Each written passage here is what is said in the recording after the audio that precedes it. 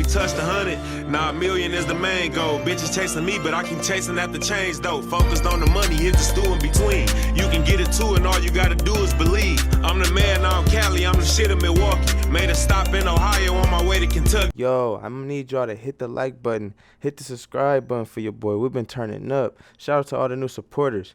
Ice Max is doing a giveaway at 45K. He at 41K right now. All you have to do is go to his channel, subscribe to everybody on that list, and you can win a free PC. That's simple, y'all. Let's get it. What's good, YouTube? Back with another banger. Shout out to Vaught on this video. Shout out to you. What's up, y'all? What's going on, man?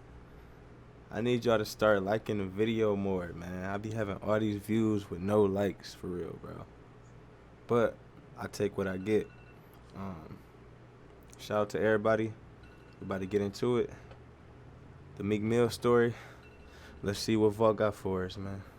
Meek Mill has proven himself to be one of the most talented rappers to come onto the hip-hop scene in the last decade. The 32-year-old rapper from Philadelphia has had several massive songs in his career, with his most recent being Going Bad, featuring Drake, which has sold over 2 million records, making it a double platinum song. But despite being one of the most talented rappers in hip-hop right now, Meek Mill has been making headlines for years due to his ongoing legal battles. A lot of rappers seem to have the same issues, but with Meek, it's a little bit different. It has been made public numerous times that Meek Mill's judge in this case, Janice Brinkley, has had it out for Meek from the beginning. And what do you mean by that, y'all? His judge was like on some trying to get him for anything, bro. Shit crazy. Is making his legal process way more challenging than it should be. Curious on how all this happened and how it played out for Meek? Well, then we have you covered. Here is an exclusive inside look at the criminal history of Meek Mill.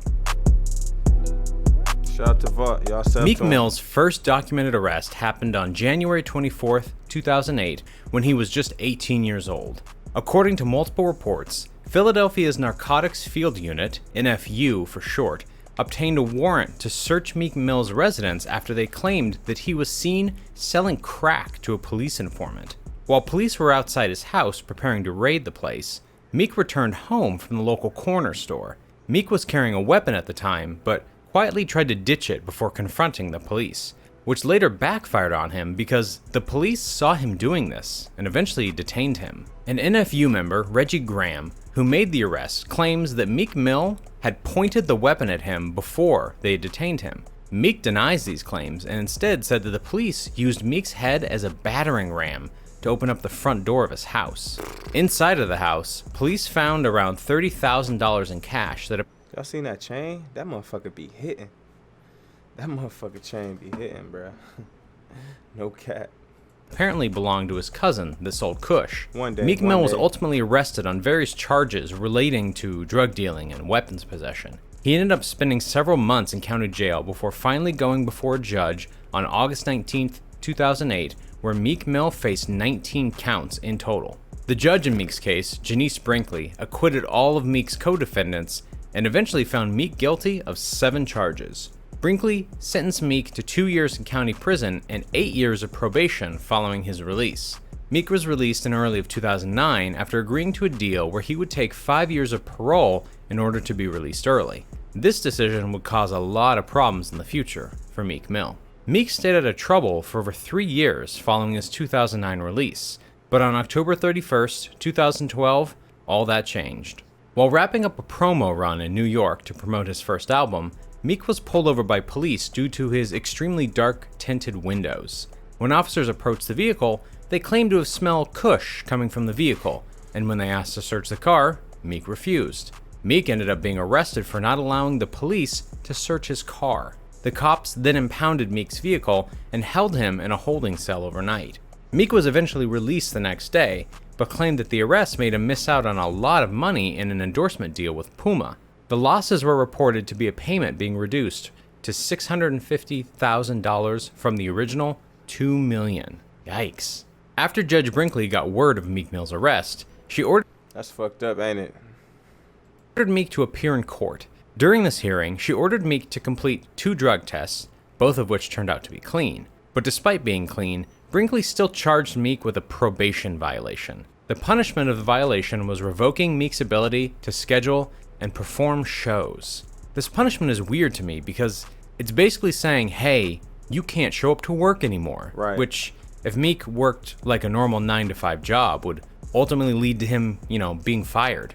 The situation didn't end there, because on December 18th, 2012, Meek allegedly violated probation again by continuing to book concerts after being told not to. This led to Brinkley putting Meek on restricted travel, which forces Meek to stay in his hometown. 3 months after this decision was made, Meek was due in court again after he allegedly left Pennsylvania without notification. The excuse he gave to the judge was that his schedule can change very quickly, and he asked for leniency, which he eventually got, because Brinkley let this one slide with no consequences. At the end of this hearing, Meek requested to get a new probation officer after claiming to have a problem with the one he currently has, but Judge Brinkley denied this request. On June 28th, 2013, Meek was required to appear in court once again after he was accused of making comments about his probation officer on Twitter that led to Meek's fans sending threats to the probation officer. Wow. During the hearing, Meek's lawyer and assistant district attorney Noel A. DeSantis got in a heated argument over these claims, and eventually ended with Judge Brinkley ordering Meek to attend etiquette classes to teach Meek Mill how to conduct himself online, and claimed it was more important than any concerts he might have. Over a year later, on July 13th, 2014, Meek had a probation hearing that lasted a lengthy 4 hours. During the hearing, Brinkley aired out everything Meek Mill was allegedly doing wrong, like failing to give his probation officer a working phone number, being disrespectful to his probation officer, failing to get a judge's permission before booking out-of-town shows, and a few other things were mentioned as well. This hearing ended with Judge Brinkley determining that Meek Mill was in technical violation of his probation, and ended up revoking Meek's probation and sentencing him to 3 to 6 months in jail, with an additional 5 years of probation following his release. Meek was eventually released on December 12, 2014, after serving almost 5 months. Over a year after being released, Meek Mill was once again found guilty of a probation violation by Hey, I don't care. That nigga got the best chain out right now. Still. Judge Brinkley after failing to report his travel plans. This violation resulted in Meek being banned from working and performing until his sentencing, which was scheduled for February 5th, 2016. Fast forward to that hearing, Judge Brinkley sentenced Meek to 90 days on house arrest, which would begin on March 1st, 2016 and end on June 1st, 2016. After he was released, Meek had a lavish welcome home party at Playhouse in Los Angeles. Meek continued to stay out of trouble for over a year, but on March 15th, 2017, while at the St. Louis airport, Meek Mill was arrested and charged with assault after an airport employee attempted to get a picture with him. The police let him go moments later, but he was still charged and summoned to appear in court on a later date. The case was ultimately thrown out in October later that year. Months later, Meek Mill was arrested yet again while in New York for his appearance on The Tonight Show. According to multiple reports, Meek saw some kids riding dirt bikes around the city and kindly asked if he could ride one. Meek's cameraman was on Instagram Live at the time and captured a helmetless Meek Mill popping wheelies on a dirt bike throughout the streets of New York. The next day, the NYPD tracked him down and arrested him for one felony count of reckless endangerment. This charge was later reduced to a misdemeanor and eventually got dismissed completely, but Judge Brinkley was not happy about this. On November 6, 2017, Meek was required to appear in court for another probation hearing, and it did not go well for him. Bro, they was trying to find anything to fuck with him, y'all. Like,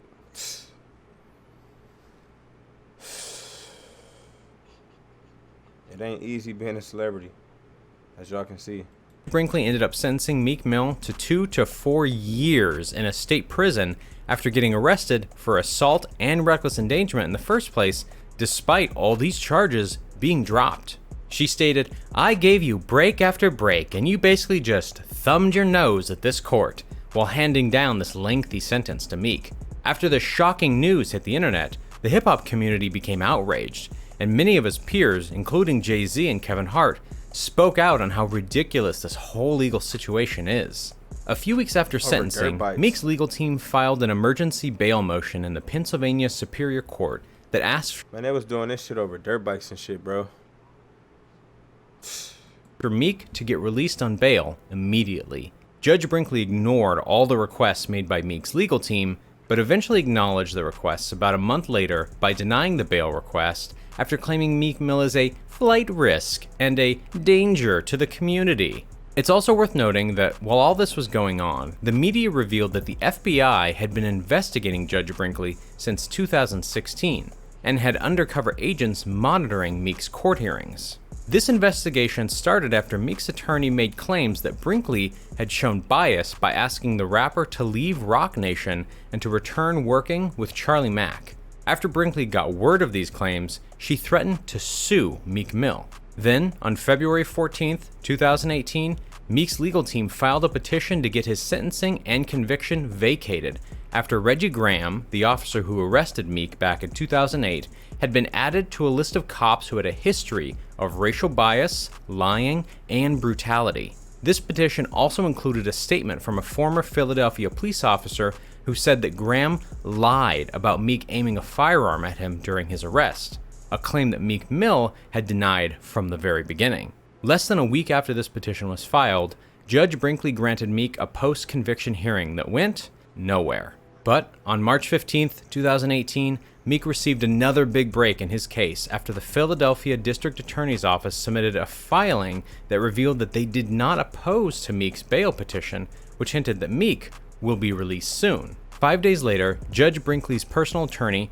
Charles Peruto Jr., announced that they will be suing Meek Mill's Bro, this nigga Vaught get into it, bro. He get detail to detail, man. You gotta love this shit, bro. He break this shit down for us, man. Like, management and legal team over the claims they made about Brinkley trying to extort Meek. After this was made public, Meek's legal team filed a motion to have Judge Brinkley removed from the case. But before any action could take place, Judge Brinkley was able to deny Meek's request to be released during the April 2nd court hearing, which basically confirmed that Brinkley has now turned Meek's case into a personal vendetta.